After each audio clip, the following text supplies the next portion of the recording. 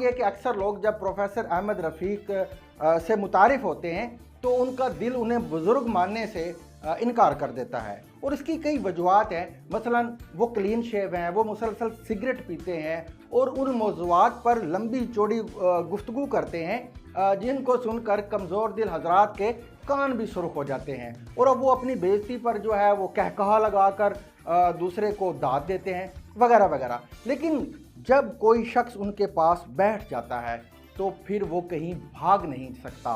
वो कहीं भाग जाए, कहीं गायब हो जाए, मगर वो हर वक्त प्रोफेसर साहब के करीब ही रहता है। प्रोफेसर साहब की कहानी भी बड़ी अजीब है। उन्होंने एमए अंग्रेज़ी किया, लाहौर के एक कॉलेज में प्रोफेसरी की, शायरी की, एडवर्टाइजिंग एजेंसी में काम किया। लेकिन इस दौरान जब अल्लाह ताला से उनकी डायरेक्ट डायलिंग शुरू हो गई तो फिर वो गुजर खान जाकर बैठ गए।